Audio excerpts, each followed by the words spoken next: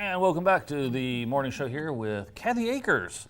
Good morning, Kathy. Good morning, Clint. So we got your logo back there at least. Yeah. we are, just to apologize for our viewers, we're having a teeny bit of technical difficulties. Hopefully you won't notice too much. Hopefully not. So how you been?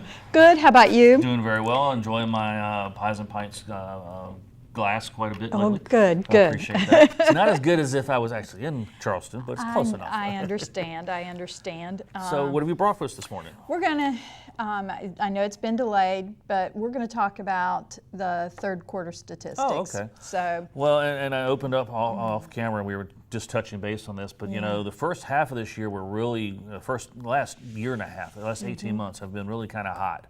We've been a hot market, both residential and commercial property-wise. But then really since the summer, there's been a few things going on. The Fed has been increasing rates. Inventories have not necessarily come into the market. And then the economy's been kind of questionable in some ways. Right. So let's talk about what's happening locally in the Rocky Mount Greater MSA. What's happening with real estate here? we're actually starting to see a slight slowdown. We are still seeing year over year numbers are up, but I think between the storms, everybody getting back to school, those kinds of things, we are starting to see interest rates go up. There are still people out there buying. Right. So I'm not saying we're not having any sales, but I think people are starting that little bit of slowdown. The inventory is not increasing a lot. So let's clarify what inventory means, because I want to make sure we explain this for everybody. Basically, there aren't enough houses new houses coming on the market. Right. There are some houses that are pre-owned that may have been 10 years or 100 years old on the market. Right. There aren't as many of those either. Is that? That's correct. So we're not. There are some builders out there that are building. We are seeing seeing a couple of very active outside of our area builders. One is doing quite well, but that builder is also building for those first-time homeowners. So you're seeing things in that 125 range, give or take. So usually a little bit smaller square footage, 1,500 or less. Not quite as many amenities and that type of thing. Right, right. It's what we call spec built. They're going in, they're using the exact same carpet, exact same counters, all of that. And the floor plan will change up or flip over, that kind of thing. But we're seeing some good activity with this builder. So, okay. But you're not seeing as much in, I guess, the mid-range, which would be the 16 to 2,500 square foot range? Yeah, there are a little bit of activity out there. I didn't break it down specifically per price range this time, but I think what we're seeing is some of those that are moving out of that first-time home buyer moving up, or the other piece that we're seeing is, where some first-time buyers have actually rented longer.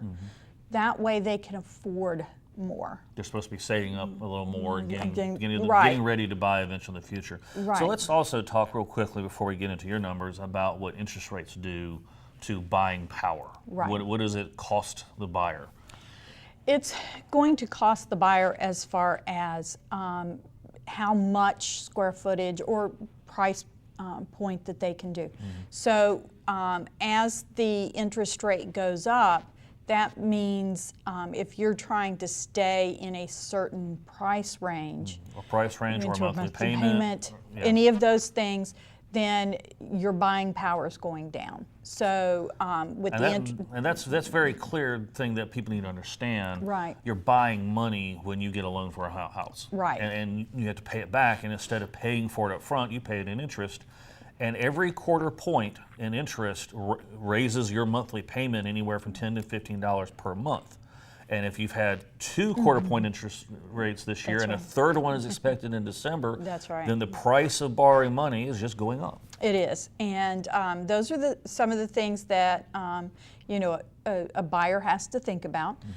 See, it's also a problem for the seller because as the interest rates go up, there's going to be maybe, you're in that 125 range, or even let's say 120 to 130. Back in the spring, we had a number of people that could afford that range. But as that interest rate goes up, they slowly move out of that range. Right. And so, if you've been sitting there in that 120 to 130, your potential buyer is having to look lower. They've been priced out. And the other, before we get, again, I do want to get into statistics here, but, part of all this is, it's just a general cooling down in the housing industry, but historically the rates are still very low. Oh gosh, yes. We've had 10 years of the federal government and the Federal Reserve basically artificially propping up the economy with low interest rates. But if you look at the 80s and 90s, having 5% interest rates is not a painful number, is it? No, it's not. In fact, my first house, I think we had a 13 or 14% interest rate with a balloon. Right. And if anybody remembers a balloon after 5 or 7 years, yeah, you either paid the balance off or you got out. You got out and refinanced. And so, and even historically, at one point, I've heard agents that have been in the business a longer time than I have been, talking about 18% interest rates. My first car loan back in the 80s was 12.5%. Right. And nobody batted an eye. They're like, yeah, that's normal. That's 12%. And like today, you'd be like, I have good credit. Why are you giving me 12%? Right. So. And so, back then they did a lot of, and I hate to use the word creative financing, but that's what it was. It was either an assumable loan, where you took over the payments and paid paid for the seller to get out, or the seller picked up a second on the house so that you could get the balance in there to purchase the house. You know, so there was a lot of things. Even when I was purchasing, there were a couple of builders that were doing some helpful creative financing, anywhere from, oh, you need to get rid of X amount of debt, I'll buy your car from you, and that gets your, gets that creative out of accounting. That's right. So and then your car was in your house. Oh, how'd that happen? Yeah. So there was some things, and we're talking that. You just don't want a 30-year loan on a car. That's right. That was in the mid '80s. Yeah. So. Things are, even when I got in the business, almost, it's 13 years next month. Wow. We even saw the 7% and 8% interest rates, and those were good rates at that time. That's right. And so, I remember when prime rate was 5% and people were happy to have it. That's right. That's right. So let's get into some numbers. Let's talk about third quarter. So third quarter encompasses July until the end of September. Correct. And we're talking about units moved and so forth. That's and price correct. ranges. So let's start off with our first one. We have Nash, we have Edgecombe, we have Rocky Mount. Right. What are we seeing in those markets? Let's go with Nash. Okay. For July, September, third quarter of this year, we have sold 265 units at an average sales price of $154,730. Okay. Days on market were 96. So let's compare that to last year in 2017. Last year in 2017, it was 235 units. So a little less. A little less. So it was still a strong market. What's interesting is the price was $154,832. So about a $150 difference. No, about $100. $100. Yeah, about $100 difference. $100. Yeah. Okay. The days on the market was about 110. So we're seeing the days on market a little less, and which is what we've been seeing all along. The prices have pretty much flattened out. We're not seeing that climb that we were looking at last year this time. Right. And then let's scoot over to Edgecombe County. All right. Right now, for July to September, they closed 64 units at an average of $92,400. 411. So that's for the whole quarter. That's for the whole quarter. So that's 64 units in 90 days. That's less than one house a day. That's correct. Whereas in Nash County, you had 265 units in a quarter, which is three houses a day minimum. Right. So I mean, you're looking at actually more like almost 7 houses a day. That's right. Wow. So because Edgecombe County, we tend to see lower numbers and that kind of thing, but we're actually starting to see some values come up over there. Last year during this quarter, they sold 56 houses. The average sales price was $74,962. So right at 75, let's say ballpark it at 75,000. What did it sell for this year? 92,411. Oh wow, that's a good increase. That is a very good increase. So that's an $18,000 average house price increase. Now average across all the houses, Right. not high and low, and that's across the entire spectrum. That's right. Now Rocky Mount, the numbers are a little different. And remember, when we talk about Rocky Mount, we're talking about the city limits, which is both Edgecombe and Nash County. So for this quarter, for 2018, Rocky Mount had 207 homes to sell. Okay.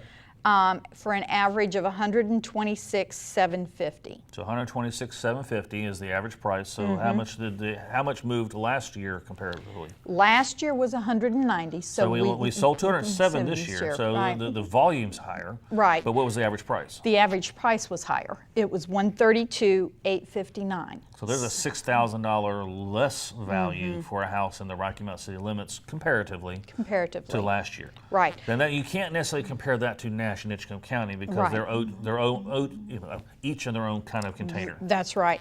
And the other thing we look at is days on markets, and in both Edgecombe, in all three, Nash, Edgecombe, and Rocky Mount, you're looking at year over year that the average days on market have dropped. So folks who are selling have a higher likelihood of moving their house more quickly now Right. than they were last year at this time. But depending on where you are, in most cases, your value of your house may have gone up or That's down, right. depending if you're in Nash, Edgecombe, or Rocky Mount. And it looks like if you're in Edgecombe County, the value of your house went up a good bit. Right. And just to kind of, because I brought numbers with us, and so just to kind of give an overall look, for the first quarter in Nash County, we sold 108. In the second quarter, it was 253. So that was some good activity. Good activity. And then for this quarter was 265. So the activity has got ramped up and stayed up. Right. So we're probably going to see for October, November, and December, depending on what happens in that November-December timeframe, that we're probably going to see maybe somewhere in that 250 or under. Gotcha. I'm So you expect it to stay? Do you think it'll be below 200? Maybe right around 200, Okay. depending. I think it's going But to not as depend. low as 108. Probably not as low as 108. Okay. But we'll have to see. That 108, if you remember back in January, February, March, we had a lot of cold days. Yes, we did. And snow and that kind of thing. So that kind of slowed things down a little bit. And of course, we just had a couple hurricanes blow through here. So has that impacted buying activity any yet? Or is it delayed anybody making a decision, I guess, is probably the best way to put it? Yeah, that's good. I think that's part of it.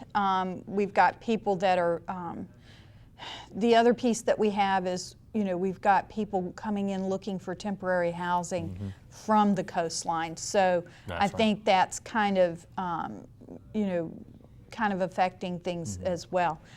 So, whenever you make that, whenever we have those things coming on, Right. going through and that kind of thing, people have other things on their mind than getting out and purchasing a home. So, those kinds of things. Well, I think the good thing to take away from the numbers here so far and kind of summarizing here is, again, if you're in Nash County and you have a house to sell or you're looking to buy, the market is pretty stable. If you're in Edgecombe County, if you're selling, you're actually going to make more money for your house than you were last year. If you're in Rocky Mount, it's a little bit less, but in terms of the volume's high. So there's really not a bad picture here anywhere. No. Just to kind of give you, as of last night, we pulled some numbers as far as what is still actively on the market. That is actively Total for sale inventory, for total inventory, but it's also those that active contingent. So let's say you've put an offer on my house, but you have one to sell. Right. So there's a contingency on my house. Right. So mine still stays semi-active. So that for Nash County, there's 276 active listings for an average of 194,772. All right. Okay. Edgecombe County. So the average price in Nash County that's available is just under 200,000. That's right. Edgecombe County, there's 145 houses on the market for an average of 110,571. So it's not much off of what the average sold price was for because the for average the sold was 92, so it's 110. So it's a little bit more, but not a whole lot more. Not a whole lot more. And then Rocky Mount, we have 265 units on the market for an average of 167,772. So 100. Now I will say, and for Rocky Mount, this is important for attracting, especially folks from out of town and younger buyers. 160,000 as an average. Obviously, that's not for every property, but as an average, that's a good value to sell Rocky Mount on. Right. That the average inventory, there's 265 houses available at an average value of 160,000. When you're looking to borrow, that's a number people can swallow. That's if you right. had to borrow 250,000 as the average, people might be. If you look at Wilmington or you look at other communities where the average buying price of a house is over 300,000. That doesn't make you feel good. That's right. I'm sure it's not easy on the real estate agents trying to sell it. No, it's not. But there is inventory out there. If you're looking for something very specific, there's going to be less. Right. So the other piece is we talk about if it's a buyer's market or a seller's market. Well, it is a seller's market. Buyers are still thinking that they can get a good deal. Right. They're going to have to think about if you want that house, you're going to. How much do you want it? How much do you want it? Yeah. And so, be prepared. We are seeing the price per square foot going up. I had a little note card that I was going to bring with me this morning, and let me see if I can remember this. That as far as the buying power, right now, you can, let's see, I think it was 20 years ago, $1 would buy you 2.09 square inches of home. Gotcha. Okay? In today's market, $1 will only buy you 1.07 Wow. square So inches. you've lost a whole inch of buying power. And when you think about a square inch, that's just a little bit larger than a postage stamp. Right, yeah. So think about that. For every dollar. For every dollar out there, your the amount that you're putting out is less per square foot. So in 20 years, that's the value of the dollar is value decreased. of the dollar. Yeah. So. All right, Kathy. Well, I think you've given us some good food for thought in terms of numbers. Again, the active listings, we have in Nash County 276 available, Edgecombe County 145, Rocky Mount in the city limits 265. The average value there, that's 160. That's a good number. Again, as people are talking about what's going on in Rocky Mount, there's not 900 houses in inventory available. Right. We're past those days. That's right. But there's a good, healthy number. But there could be more. If you are interested in selling your house or know somebody who would, how would you suggest they get in touch with you? Oh, as always, you can pick up the phone and call me at 252-266-4038. Well, Kathy, we always appreciate your insights. You give us, decorating tips and ways to take care of a house, but you also keep us abreast of what's going on in the market, and I really appreciate it. And at least it's not any bad news in there. No, there is no bad news, and we're heading into the winter season, so we'll have some things for you all to think about for the winter. Well, and also one thing I'll say before we go to break, and we'll certainly have you back on a few more times, but as you're decorating for fall and winter, and as soon as you put that last decoration up and your house looks perfect, take a picture. Yes. Use that as part of your marketing. That's right. That's right. It gives the buyer that idea of how they can do things. And, again, I'm all about that pop of color. There you go. So, put some of those oranges and yellows and bring it to life. That's right. Bring that front porch to life. All right. So. Well, we'll be right back after these messages with our next look at the weather with the Weather Master, Fred Holsworth.